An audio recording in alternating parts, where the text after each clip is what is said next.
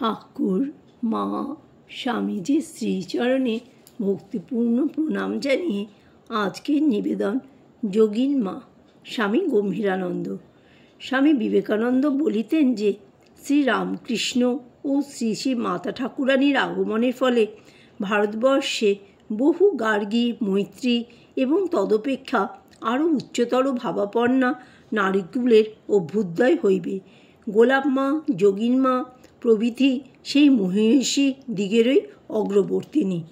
1885 খ্রিস্টাব্দের রথযাত্রার পরে ঠাকুর যখন বলরাম মন্দির হইতে সকাল 8টা-9টায় দক্ষিণেশ্বরে যাত্রা করিলেন, তখন শ্রীভক্তেরা তাহার পশ্চাৎ পশ্চাৎ অন্দরের পূর্ব দিকে রন্ধনশালার সম্মুখে ছাদের শেষ পর্যন্ত আসিয়া বিষণ্ণ মনে ফিরিয়া যাইলেন।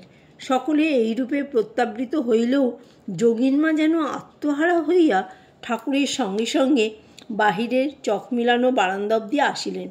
বাহিরে যে অপরিচিত পুরুষেরা আছেন সেই বিষয়ে যেন হুঁশ নাই। ঠাকুরও তখন গো ভরে চলিয়াছেন, কাজেই কে ফিরিয়া গেল বা কে আসিল সে বিষয়ে ভ্রুক্ষেপ নাই। এইরূপে চলিতে চলিতে বাহিরের বারান্দায় আসিয়া দেখেন যোগীনমা সঙ্গে চলিয়াছেন। দেখিয়াই মা আনন্দময়ী, মা আনন্দময়ী বলিয়া বারবার প্রণাম করিতে লাগিলেন। যোগীনমাও শ্রীচরণে মস্তক স্পর্শ করাইয়া প্রণাম করিবা মাত্র ঠাকুর তাহার দিকে চাহিয়া বলিলেন, চ না গো মা, চ না। যাহাকে বলিলেন তিনি গাড়ি পালকি ব্যতীত পদব্রজে প্রকাশ্য রাজপথে চলিতে অভ্যস্ত নহেন, অথচ ঠাকুরের সে আহ্বানে এমন একটি মোহিনী শক্তি ছিল যে তিনি আর কিছু না ভাবিয়াই তাহার সঙ্গে চলিলেন। শুধু ভিতরে যাইয়া বলরামবাবুর গৃহিণীকে বলিয়া আসলেন, আমি ঠাকুরের সঙ্গে দক্ষিণেশ্বরে চললুম। তাহাকে যাইতে দেখিয়া অপর এক শ্রীভক্তও সঙ্গে চলিলেন। এদিকে যাইতে বলিয়াই ঠাকুর অপেক্ষা না করিয়া বালক ভক্তদের সহিত নৌকায় আসিয়া বসিয়াছেন। অতএব শ্রীভক্তদ্বয় ছুটাছুটি করিয়া নৌকায় উঠিয়া পাটাতনের উপর বসিলেন। নৌকা ছাড়িয়া দিল। নৌকায় যোগীনমা জানাইলেন যে ভগবানের 16 আনা মন দিতে চাহিলেও মন কিছুতেই বাগ মানে না। ঠাকুর উপদেশ দিলেন, তার উপর ভার দিয়ে থাকো না গো, ঝড়ের এঁটো পাতা হয়ে থাকতে হয় ইত্যাদি কথার মধ্যে নৌকা ঘাটে লাগিলে শ্রীভক্তগণ নহবতখানায় শ্রী শ্রী মাকে ও কালীমাতাকে প্রণাম করিয়া শ্রীরামকৃষ্ণের কক্ষে সমবেত হইলেন। ঠাকুর তখন শ্রী শ্রী মাকে জিজ্ঞাসা করিয়া পাঠাইলেন ঘরে কিছু তরিতরকারি আছে কি না। কিছুই নাই জানিয়া তাহার ভাবনার অন্ত নাই।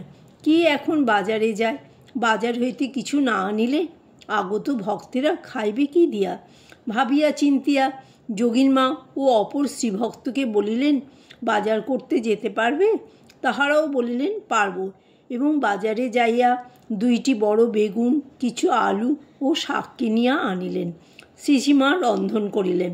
কালী মন্দির হইতেও ঠাকুরের বরাদ্দ প্রসাদের থালা আসিল।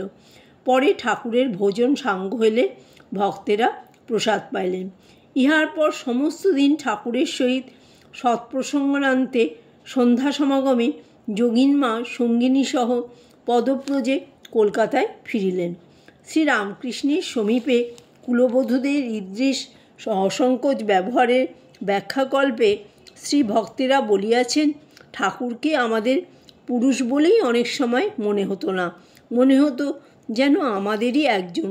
সেজন্য পুরুষের নিকট আমাদের যেমন লজ্জা সংকোচ আসে, ঠাকুরের নিকট তার কিছুই আসতো না।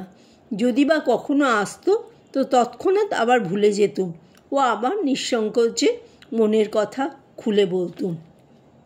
দক্ষিণেশ্বরে 2-4 বার গমনাগমনের পর যোগীনমা শ্রী শ্রী মায়ের সহিত সুপরিচিতা হন। উভয়ে প্রায় সমবয়স্কা ছিলেন। অধিকন্তু স্নেহপ্রমণা মাতা ঠাকুরানী শুদ্ধ সত্তা যোগীনমাকে সহজেই বুকে টানিয়া লইয়াছিলেন। যোগীনমা 7-8 দিন পর দক্ষিণেশ্বরে যাইতেন। সেখানে রাত্রিযাপন করিতে হইলে নহবতেই আশ্রয় লইতেন। মা তখন নহবতের নিচতলায় থাকেন এবং বাহিরের রোয়াকে রন্ধন করেন। শ্রীভক্ত কেহ আসিলে নহবতের উপরে স্থান পাইতেন। তদনুসারে যোগিনমাও পৃথক শয়ন করিতে চাহিলে মা কিছুতেই ছাড়িতেন না, কাছে টানিয়া শোয়াইতেন। যোগিনমার সহিত মা সর্ববিষয়ে আলোচনা করিতেন এবং ব্যক্তিগত সমস্ত কথা খুলিয়া বলিয়া পরামর্শ চাইতেন। যোগিনমা তাহার কেশবন্ধন করিয়া দিতেন এবং উহা মা এত পছন্দ করিতেন যে 3-4 দিন পরেও স্নানকালে খুলিতেন না। বলিতেন, ও যোগেনের বাঁধা চুল, সে আবার আসলে সেই দিন খুলব। প্রথম পরিচয়ের কিছুদিন পরেই মা যখন নৌকাযোগে পিত্রালয়ে যাত্রা করিলেন, তখন যতক্ষণ নৌকাখানি দৃষ্টিপথ অতিক্রম না করিল ততক্ষণ যোগিনমা দক্ষিণেশ্বরে গঙ্গাতীরে দাঁড়াইয়া নির্নিমেষ নয়নে উহা দেখিতে লাগিলেন। অতঃপর বিষাদে অবসন্ন হৃদয়ে নহবতে বসিয়া অশ্রুমোচন করিতে থাকিলেন। পঞ্চবটির দিক হইতে ফিরিবার পথে ঠাকুর তাহাকে তদবস্থা দেখিয়া স্ত্রীয় কক্ষে আহ্বানপূর্বক বলিলেন, ও চলে যেতে তোমার খুব দুঃখ হয়েছে? এই বলিয়া সান্ত্বনা দানের জন্য স্বীয় সাধন জীবনের অনেক ঘটনা তাহাকে শুনাইলেন।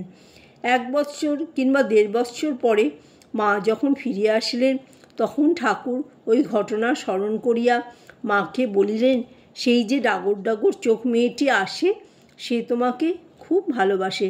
তুমি যাবার দিন নহবতে বসে খুব কাঁদছিল। জয় ঠাকুর, জয় মা, জয় স্বামীজি।